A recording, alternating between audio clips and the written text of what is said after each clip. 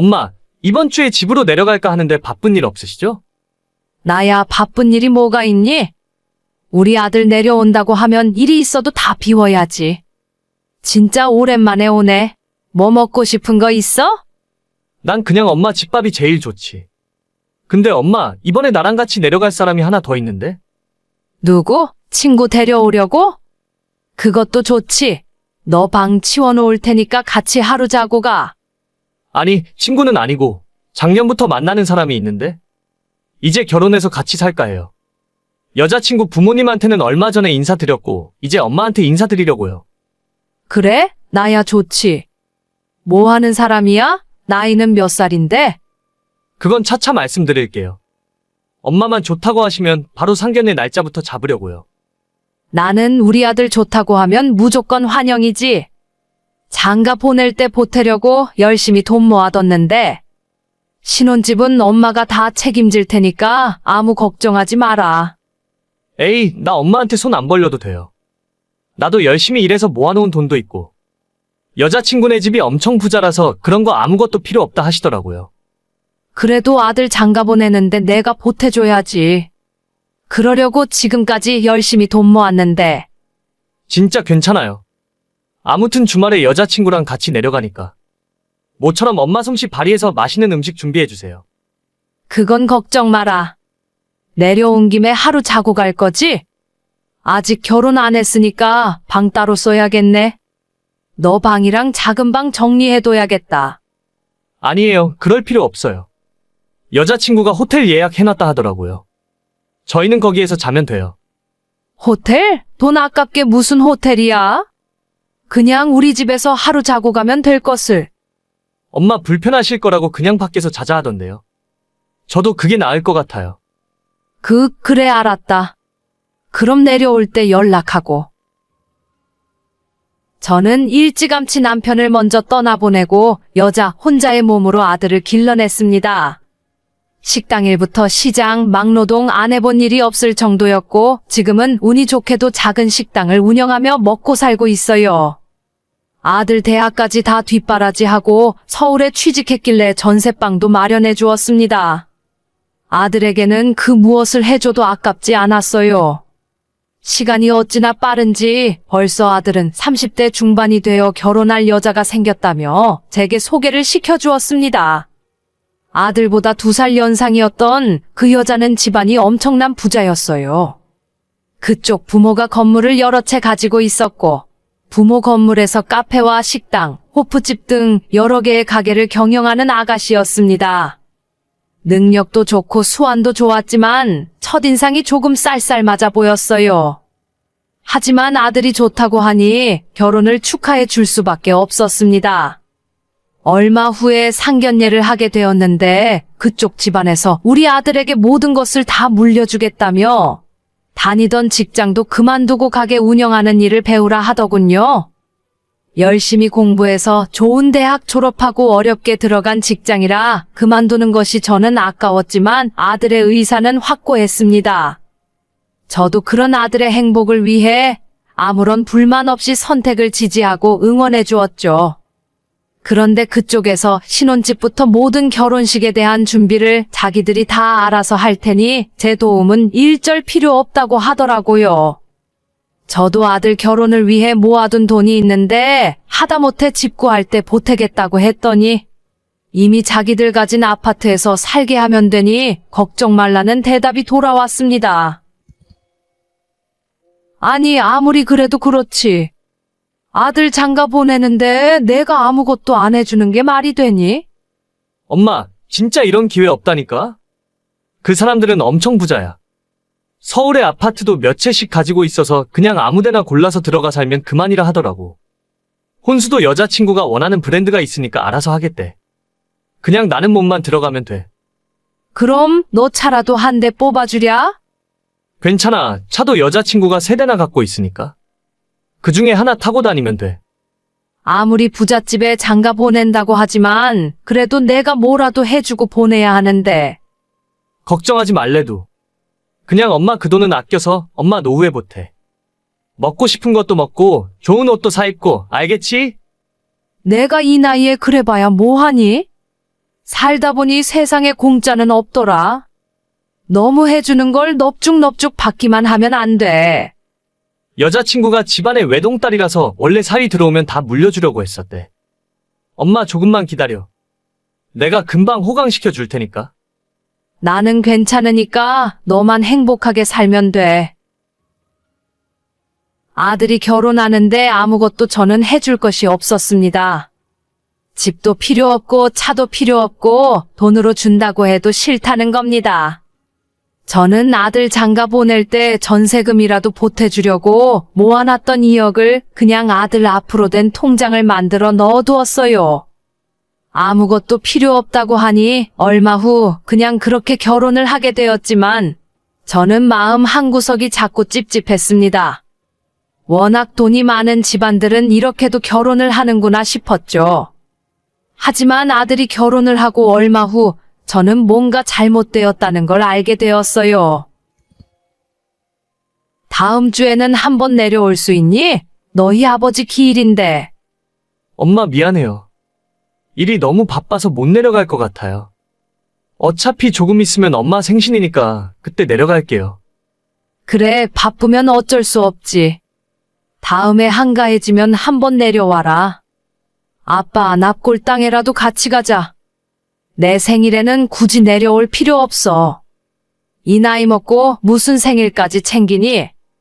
그래도 엄마 생신은 챙겨야지. 내가 일을 새로 배우느라 정신이 하나도 없다니까? 가게 관리하는 법부터 건물들 관리도 전부 나한테 시키니까.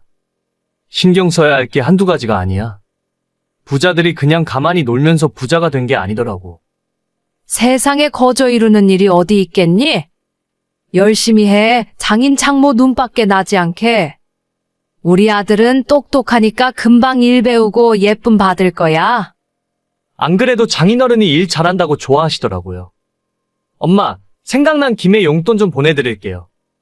옷도 새로 사 입으시고, 아빠 기일에 저는 못 가지만 필요한 거 있으면 준비하는데 보태세요. 나 돈 많아. 용돈 보낼 필요 없어. 그럴 돈 있으면 며느리랑 둘이 맛있는 거 사 먹어. 그나저나 며느리는 결혼식하고 그 이후로 한 번 얼굴을 못 봤네. 우리 와이프가 하는 일이 너무 많아. 나중에 좀 한가해지면 내려갈게요. 그래, 알겠다. 난 괜찮으니까 신경 쓰지 마. 결혼한 이후로 며느리 얼굴은 한 번도 못 봤고 전화통화 한 번 해본 적이 없었습니다. 명절에도 아들 혼자 내려왔다가 차례 지내고 바로 올라갔습니다.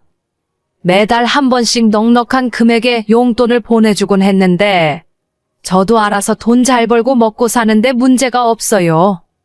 아무리 부잣집 대릴사위로 들어갔다지만 조금은 너무하다 싶었습니다. 조금 있으면 추석인데 이번에 내려올 거지?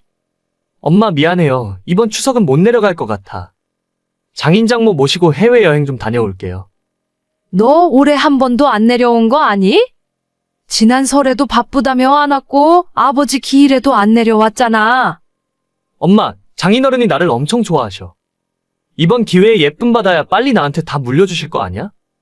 이번엔 못 가고 연말에 한 번 내려갈게요. 용돈 필요하지? 200만 원 보냈어요. 차례상 필요한 거 쓰고 엄마 옷 한 벌 예쁘게 해 입으세요. 돈은 나도 있다. 돈 필요 없으니 신경 쓰지 마. 엄마 기분 나쁜 거 아니죠? 이해해 줄 수 있죠? 혼자 몸으로 고생해서 아들 키워놨더니 남 좋은 일 시킨 것 같네요. 아들은 1년에 한 번 얼굴 보기도 힘들어졌고 며느리는 결혼식 이후로 목소리 한 번 들어본 적이 없습니다. 그 집안 아들이 되어버린 아들이라 저는 이제 마음을 접으려고요. 아들 주려고 따로 모아뒀던 2억을 보태 지금 사는 집을 팔고 새 아파트로 이사가서 몸이라도 편하게 살 겁니다.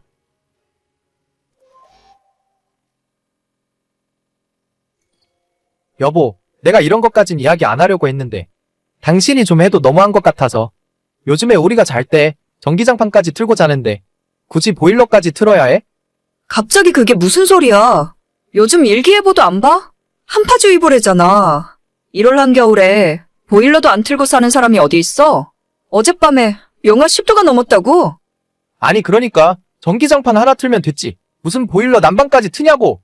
관리비가 한 달에 얼마나 나오는지 알아? 당신이 하루 종일 집에서 컴퓨터 쓰고 보일러 트니까 아파트 관리비가 30만 원씩 나오잖아. 아니, 내가 집에서 노는 사람이야? 나도 집에서 돈 벌고 일하잖아. 당신은 회사에서 겨울에 난방되고 여름엔 냉방되니까 상관없겠지. 나는 집이 곧 직장이라고. 돈을 버는 건 당연한 거지. 내가 하는 말은 너가 하루 종일 집에 있으니까 전기나 가스를 좀 아껴서 쓰라는 거야. 돈을 벌면 뭐하냐? 관리비로 다 써버리는데. 아니, 진짜 웃긴다. 그럴 거면 나도 사무실 하나 얻어서 거기에서 일할게. 나는 하루 종일 집에서 일하는 사람인데 무슨 말을 그런 식으로 해. 내가 또 뭘 얼마나 뭐라고 했다고 그래? 같이 사는 집인데 아껴서 쓰라는 거야. 한 달에 내가 벌어오는 돈이 얼만데 전기세 5만 원, 10만 원 때문에 내가 이런 소리를 들어야 돼? 그럼 앞으로 일도 안 하고 집에서 전기도 안 쓰고 보일러도 안 켤게. 됐어. 내가 말을 안 하고 말지. 전기 가스 좀 아껴 쓰라고 할 수도 있지. 그게 그렇게 화를 낼 일이야? 내가 벌어오는 돈을 생각해. 앞으로 또 이런 이야기 들을 거라면 개인 사무실 얻어서 나가서 일할 테니까 그렇게 알아. 저는 30대 초반에 동갑내기 맞벌이 부부입니다. 결혼한 지 2년째 되는데 남편과 저의 의견 차이가 너무 심하네요. 남편은 가난한 집의 장남으로 태어나서 절약하는 것이 몸에 배어 있습니다. 밖에서 외식하는 것도 별로 안 좋아하고 비싼 명품 물건에는 아예 관심도 없어요.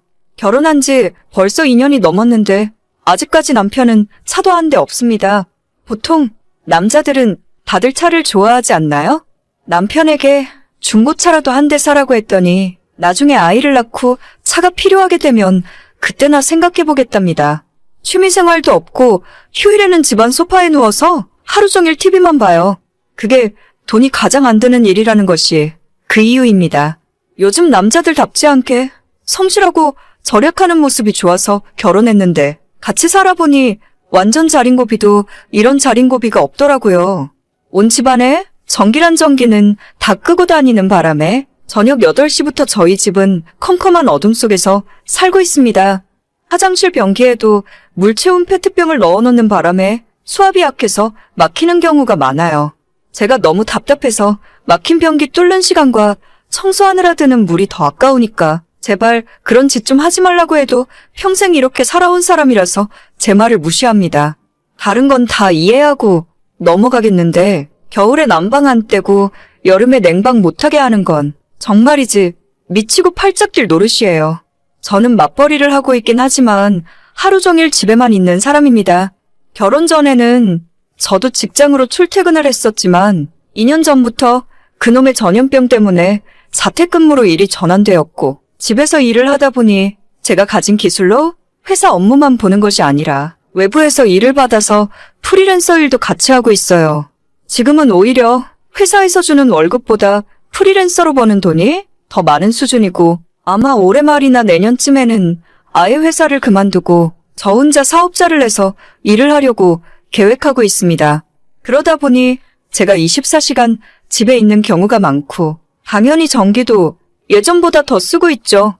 하지만 남편은 제가 벌어오는 돈은 신경 안 쓰고 오로지 집에서 전기 쓰고 물 쓰는 것이 더 신경 쓰이고 거슬리는 것 같더라고요. 지금 제가 회사 월급이랑 프리랜서 일로 벌어오는 돈이 매달 800에서 1000만 원이 넘는 경우도 많이 있습니다. 보통 최소로 잡아도 700, 800 이상이에요. 남편 월급이 400이 안 되는데 제가 이 정도 벌어오면 전기세 정도는 신경 안 쓰고 살아도 되는 것 아닐까요? 겨울에 보일러 틀지 말고 전기장판 하나만 틀고 살을 하는데 그것도 일단 정도로 최소로 틀어놓으니까 새벽에 자다가 추워서 깬 적이 한두 번이 아닙니다. 그래도 겨울에는 양말도 더 신고 잠옷도 두꺼운 걸 입으면 그나마 버틸만 했는데 문제는 여름이에요. 여보, 에어컨 리모컨 못 봤어? 집안 온도가 27도, 28도 넘어가는데 리모컨이 안 보인다? 더워서 도저히 일을 할 수가 없어. 오늘 별로 덥지도 않은데 무슨 에어컨을 찾아? 그냥 가만히 앉아 있어봐. 그럼 안 더워. 아니, 내가 집에서 일하는 사람이지 가만히 앉아서 노는 사람이야? 집 작업실에 컴퓨터랑 다른 기계들 돌아가면 거기서 나오는 열이 얼마나 심한데. 아, 됐어. 보나마나 당신이 리모컨 숨겨놨겠지. 리모컨 숨기면 에어컨 못 트냐? 본체에 버튼 다 있거든? 오늘 낮 최고 기온이 30도 밖에 안 돼. 그 정도에 벌써 에어컨을 튼다고 그러냐, 너는? 아니, 내가 내 집에서 내가 번 돈으로 에어컨 틀고 살겠다는데 대체 당신이 왜 뭐라고 그러는데? 아끼고 살자는 말도 못해. 오늘 별로 덥지도 않은데 에어컨 벌써 틀면 나중에 7월, 8월, 한여름에는 하루 종일 24시간 에어컨 틀고 살래? 그냥 선풍기 틀면 되잖아. 집안 온도가 28도가 넘는데 선풍기가 무슨 의미가 있어? 아, 몰라. 내가 당신 눈치를 왜 봐야 하는데. 이번 달부터 내가 버는 돈은 내가 관리할 거야. 생활비 통장 만들어서 거기에 똑같이 반반씩 입금하고 써. 생활비 통장? 그러면 나는 반이 아니라 20%만 낼 거야. 어차피 나는 회사에서 점심 먹고 집에 있는 시간도 거의 없어. 원래 에어컨이나 보일러는 나는 사용할 필요도 없고 내가 혼자 살 때는 한겨울 가스비가 3,000원, 4,000원 나왔어. 그래. 그러면 당신 말대로 해. 나는 내가 생활비 80% 낼 테니까 대신 앞으로 나한테 잔소리 일절하지 마. 하루 종일 에어컨을 틀건 보일러를 빵빵 틀고 살든 내 돈 내가 쓰는 거니까. 그러다가 나중에 후회해도 나는 몰라. 후회는 내가 아니라 너가 하겠지. 지난달에 남편이랑 이렇게 싸우고 정말로 생활비는 8대2로 제가 더 많이 냅니다. 문제는 부부간에 더 이상 대화도 없어지고 서로 투명인간 취급한다는 거예요. 이런 말하긴 그렇지만 저희 친정집은 시댁에 비해서 비교적 잘 살았어요. 주변에 정말 돈 많은 부자 친구들이 많긴 하지만 저희 집도 중산층 정도는 된다고 생각하고 있습니다.